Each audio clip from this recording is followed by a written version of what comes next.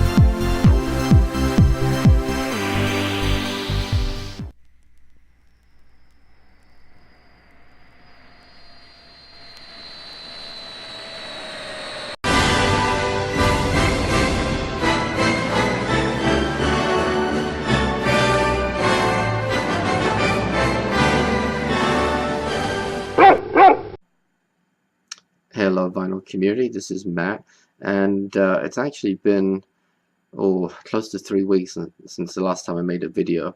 You might not think it because I have posted several videos in the last 2 or 3 weeks, but I was actually in England. Those of you who know, of course, will know that I'm from England. Those of you who don't can tell by my accent. But yeah, my wife and I and our 6-month-old daughter, we went to England, so primarily so that my family could meet my daughter, because you know, they'd seen photos, but of course I'm in California, they're in England, and they hadn't actually met her before. So we did that, and I had made several videos prior to me going to England, just so I could post them when I was there. So, you know, like the Halloween video I made, a couple of the update videos, and the 3 blind buys videos. I made those before I left, and then just kind of posted them when I was away, made them public when I was away. But I did get quite a few music related items when I was over in England. A few records, some CDs, and some cassettes as well. And I went to a thrift store today as well, got a few records, so figured I would show those at the same time. So yeah, let's take a look. So I the day before we came back, which was just, geez, what is it, Saturday? So it was Thursday. Thursday. The town that I grew up in is an old market town, and so they do still have a market in town every week, as far as I know. And so we went to the market on Thursday afternoon, and lo and behold, there was a store there that was selling records. In fact, selling only records and CDs. And so, of course, my mother and my wife are kind of rolling their eyes, and so I said, you know, you guys go get a coffee. I'm going to be looking at the records. Well, you know, they went and got a coffee. They went and did some other things. By the time they came back, I was still looking through the records. You know, you guys know how it is. But so let me show you what I got there to start with. A few records here. And actually, there's one record that I kind of regret not getting, but you know how it is. There's always regrets afterwards. But so this one is the Walker Brothers hits. I don't know too much about the Walker Brothers. I do know 2 of the songs on here, and I know that they were popular in the 60s, at least in the UK. Here's the back. The 2 songs that I know are Make It Easy on Yourself and The Sun Ain't Gonna Shine Anymore, which I'm pretty confident in saying that those are by far the 2 biggest hits. And The Sun Ain't Gonna Shine Anymore in particular is a terrific song. Again, you know, they were popular in the 60s. This is a later repress from the early 80s. It's on the Philips label right here. 1982 is the date of the repress here. It's in nice condition, especially the record's in very nice condition. And this was only this was £3, so that probably, geez, equates to, oh, I don't know, $4, just about $4, I think. So not too shabby. Next up, Dire Straits Communique. Those of you who watched my channel for a while may have seen the 8-track video I made where I had a sealed copy of Communique on 8-track, and I opened it and played it, and we had to listen to it. But I did not have it on vinyl. I do have I think 2 of their other albums. I think I have the self-titled, and I have Brothers in Arms on vinyl, but I didn't have this. This was only £3. I thought this was a really great price. And of course it has Once Upon a Time in the West on it, and Portobello Bell, which are probably the 2 most well-known songs on the album, and it's in really nice condition. Nice inner sleeve, no seam splits or anything. And yeah, just in fantastic condition for £3. Again, we're looking at like $4. I just figure if I saw this in a record store for $4, I'd snap this up totally. So I thought, I'm gonna have to get it, even though I have it on 8-track. You gotta have it on vinyl if you can find it. Next up, I'll show you this one. This is Paul Simon in concert, live rhyming. I have most, or at least, yeah, most all of Paul Simon's albums from the 70s. Did not have this one. I recognize the picture. I'm not sure I recognize the album. It does have a split. Not a big problem. A lot of people will reject records because they have a split like this. Doesn't bother me at all because, everything else being equal, if the record itself is in decent condition and so on, and if this is the only problem with the sleeve, you can see where the glue used to be. I just run wood glue along here, reseal it. It dries within minutes, not a problem. But yeah, this I assume was released to coincide with his There Goes Rhymin' Simon album. I don't know if he did a tour. Somebody else probably more familiar would know.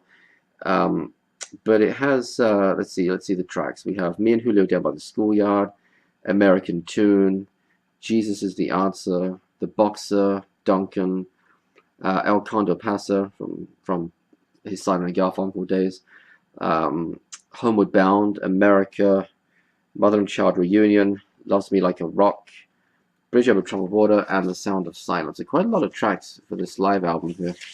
And I love these old orange UK CBS labels. I really do. My copy of Bridge Over Troubled Water, the album, that is also a UK release on this orange CBS label. And the copyright date is 1974. I don't remember off the top of my head when There Goes Rhymin' Simon was released, but I think it was around that. It was the mid-70s. It was around that time. And again, this is £3. I actually got to keep the outer sleeve for this one. So there's the price tag on it. And yeah, I thought for £3 for a Paul Simon album that I don't have, gotta have it. And then finally, well, the final record I bought from this market.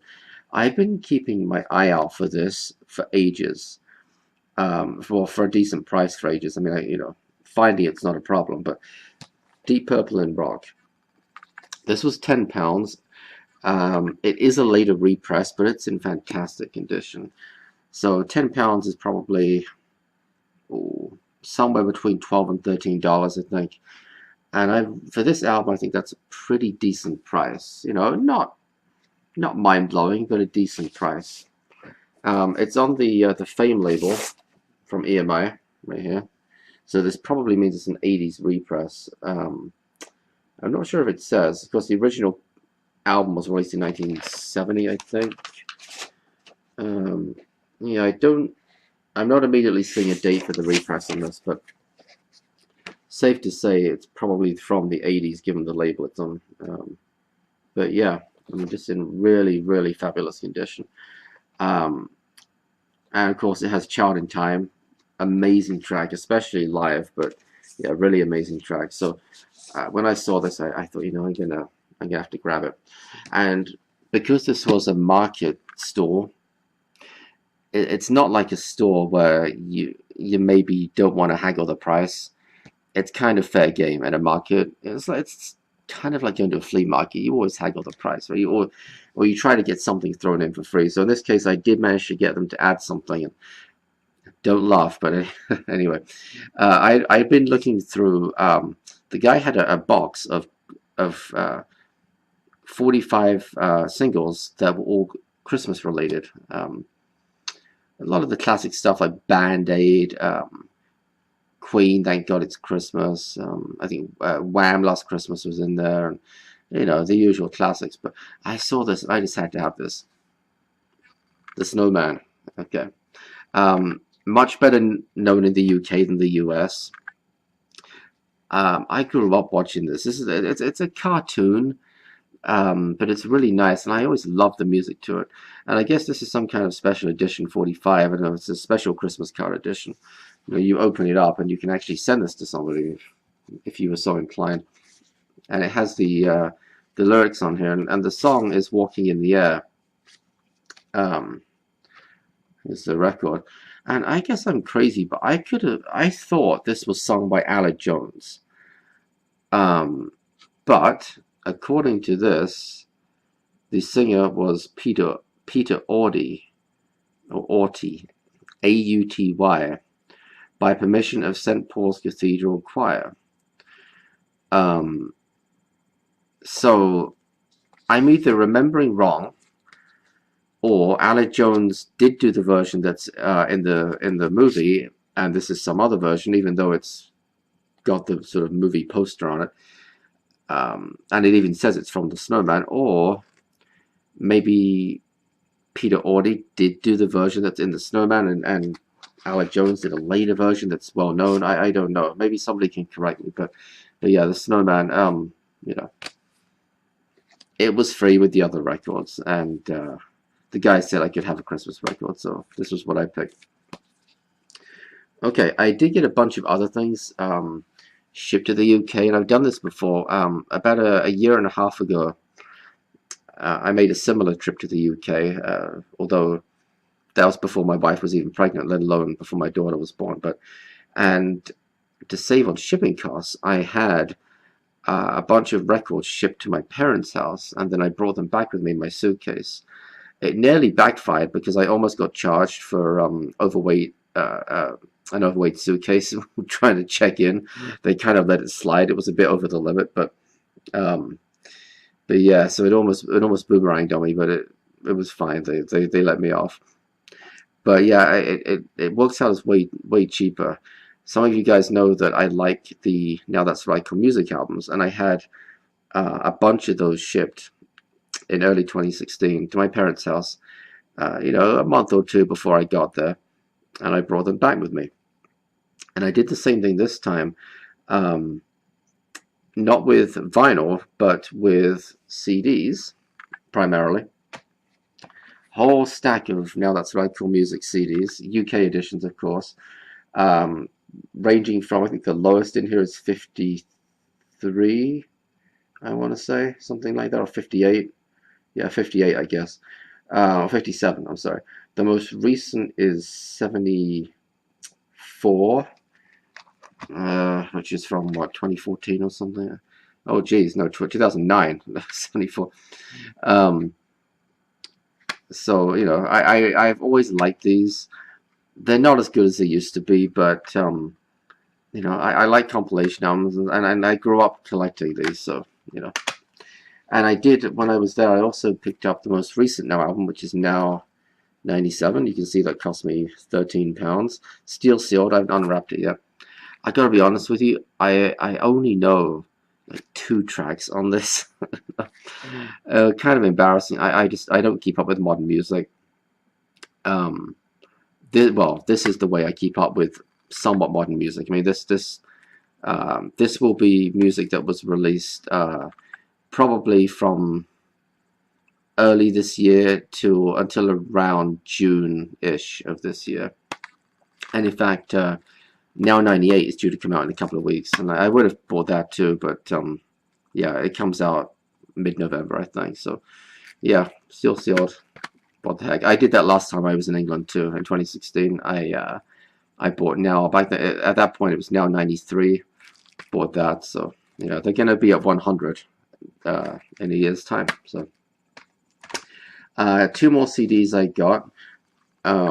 These were both from a gas station. You know, I had never driven in England before. Every other time that my wife and I had been back to the UK, we didn't rent a car. We didn't really need one. My stepdad had a car. He actually passed away last year, and my mother doesn't drive, so she sold the car. And you know, you can get away in many parts of England without a car, and she's fortunate that she lives in an area where there's a bus stop almost literally right outside her house across the street, so that can take her into town if she needs to get something. And there's several stores like less than a quarter of a mile probably from her house, so she can get groceries or whatever. But this time, you know, because she didn't have a car, we said, okay, we'll rent a car when we come. So we did, and you know, it was kind of nerve-wracking. I've got to be honest with you. I never had a driver's license when I lived in England.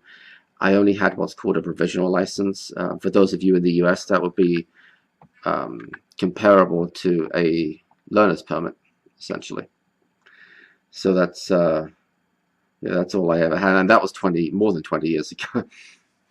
So yeah, kind of nerve-wracking, but it was fine. And in fact, and I wanted a small car. They didn't give me a small car. It was by UK standards a pretty large car. It was a Skoda Octavia, I guess. It wouldn't be a massive car by US standards. It's probably similar in size to the Malibu that I drive here in the US, but yeah, it took a day or two to get used to it, because you know there's a lot going on. You're driving on the other side of the road. I'm driving on the left instead of the right. The driver's side, you know, the steering wheel, that's on the right side of the car instead of the left. The biggest thing I had a problem with initially was gauging the width of the vehicle, because your depth perception is flipped. You know, instead of now kind of gauging it from driving with the steering wheel on the left, you now, I don't know, it's hard to explain it, but that was the thing I did. So I clipped 2 curbs driving. Actually, I think I even mounted one slightly. It kind of went up. But that's partly because the roads in England are significantly narrower than in the US, and you know, but you know what? I didn't hit anything. I didn't hit any other cars or anything like that. So it was fine. It was, but anyway, I mentioned that because I stopped at a gas station a couple of times to get gas, petrol, as we say in England, and a lot of them sell CDs, you know, because people pick them up for when they're driving. So I did get a couple. This one I already opened. This is 101 80s hits. It's got a really eclectic mix on it, and I've listened to a couple of discs on it already. It's got 5 CDs. This was £6, so that's equivalent to, I don't know, $7, something like that, $7.50 maybe. And it's got everything from like house music with like Yaz and the Plastic Population to more sort of new wave stuff like Soft Cell, Tears for Fears, Human League. It's got more sort of rock with like let's see, Status Quo, Rainbow, Steve Winwood, Roxy Music, Crowded House, you know, good stuff. And yeah, you know, for £6, 101 tracks, absolutely. And I got one other one too. This one I haven't opened. It's still sealed, but this is again a 5 CD set, 100 hits, Boogie Nights. It's all disco. I like disco music. This was the first one I bought, actually. I bought this one, I think, the first week we were there, and this one the second week. Same gas station. And yeah, it's just got a lot of discos. You know, you've got Heat Wave, Earth, Wind and Fire, Odyssey. Let's see what else. The Jacksons, Hughes Corporation, 3 Degrees, Pointer Sisters, Boney M, the OJs. So Excuse me. Cheers, everyone. Oh, it's good. I didn't add anything. It's just Diet Coke, but it's good. Okay. And oh, I also had when I was in England, I had delivered a little package right here. This has a bunch of labels in it for Minidiscs. It's something I've been getting into, well, back into. I used to have them in the 90s.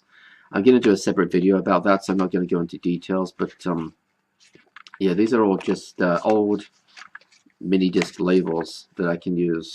So had this delivered to my parents' house as well. And oh, one other thing, actually, cassettes. This was kind of an accident. I got these tapes. I bought them on eBay. Excuse me. And didn't realize at the time that the seller was in the UK and would only ship to the UK. So I thought, okay, I'll have them shipped to my mother's address. So these are all Agfa tapes. Fairly common brand in England, very uncommon in the US. Very hard to get these in America. And there's nothing... Sorry, excuse me. There's nothing particularly special about the tapes. These are the ones I remember, the ones I grew up with. I just got them for nostalgia reasons, and just, you know, they were cheap. Simple as that. So, little stack of cassettes right here. Alright, finally. I went to an antique store today and made 4 purchases. 3 of them are kind of blind buys in a sense, kind of. You'll see what I mean in a second. So, it's kind of a funny story, actually. So I'm in the antique mall, and it's one of these places where they have different vendors, right? So you go in, and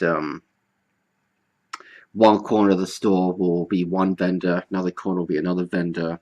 You know, it's kind of divided up. Each has their own price stickers on, so when you take the item to the front of the store, they know which vendor's item you're buying. So I'm in there, and I'm at the back of the store. I found a vendor.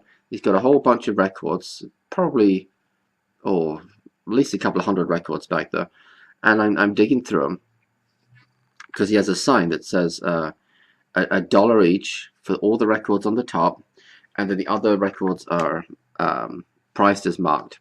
So I thought, okay, and I'm digging through them, and I pulled out a few, and it was sort of funny because the records that were $1, it also said, "Do not try to open the records."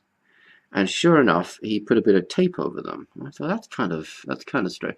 But also on the sign it said, "Oh, you know, that the records will be checked at the front when you go to pay for them." So I said, "Okay, that's not a problem. You know, I guess I can check them then." Okay. So I'm going through the records, and suddenly the light goes out. And I thought, oh, that's kind of strange. And then another light goes out, and all these lights start switching off around the store. And I think, crap.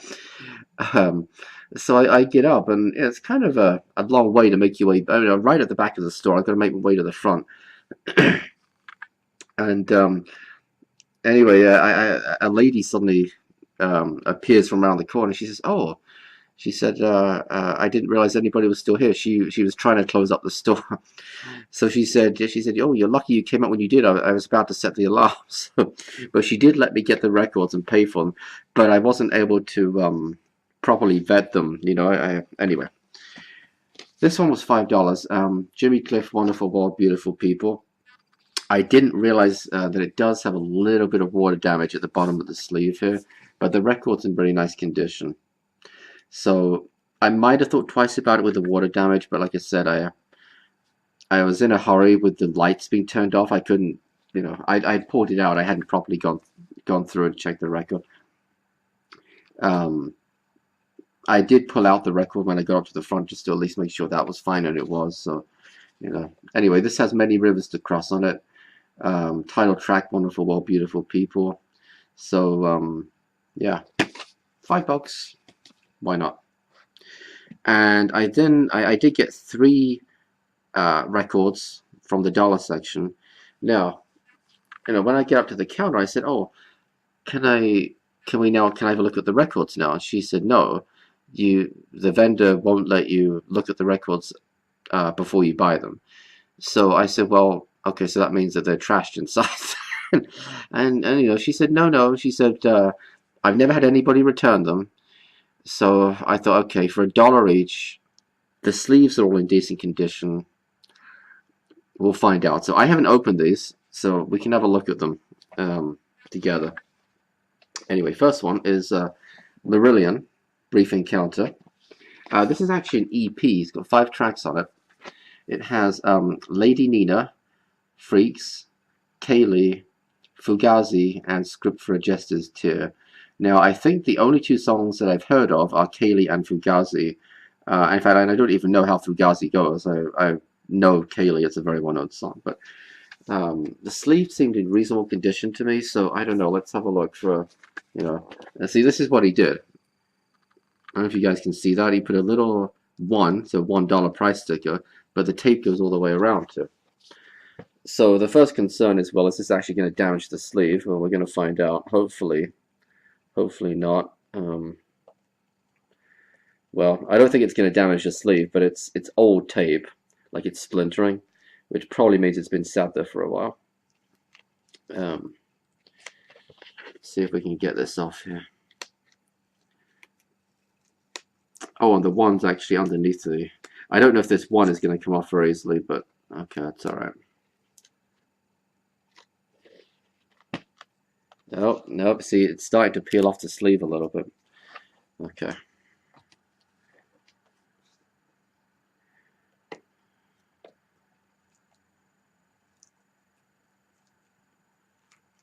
Probably be easier if I took a knife or something to this and just cut it open clean. Anyway, I'd have to get up to do that, so it's alright. Okay, so we've got that. Let's take a look. Fingers crossed. Oh, it's actually basically mint. I'm shocked. I thought this was going to be scratched up, but it's beautiful. No warps that I can immediately see, unless it's got like a hidden edge warp that I'm not seeing. Awesome. For $1, Marillion? Absolutely. I think this is the first of anything of theirs that I have. I have 1 or 2 of their songs on compilation albums, but yeah, okay, so maybe this bodes well for the next 2. This is one I've been keeping an eye out for, so I was really pleased to find this. Kingdom Come. The sleeve, it's not mint by any means. There's some edge wear on it, slight little bit of ring wear here, but I wanted this for 1 song only, and that is What Love Can Be. In fact, I don't even know any of the other tracks on it, to be honest with you. It's a really cool rock song, What Love Can Be. I really like it. I heard it years ago, and I've looked for this online. I have found it online. It's not always the cheapest. So yeah, let's have a look at this one too. See what condition it's in. I'm hopeful. After the Marillion EP, I'm definitely hopeful. It's a little bit fiddly to get this tape off here, but especially because if I start peeling it too far, it's starting to take the top layer off the sleeve here, which is something we definitely don't want.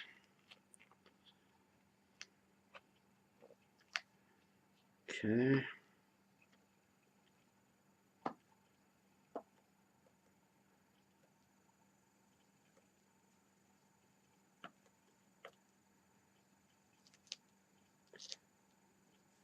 Boy, this is fiddly.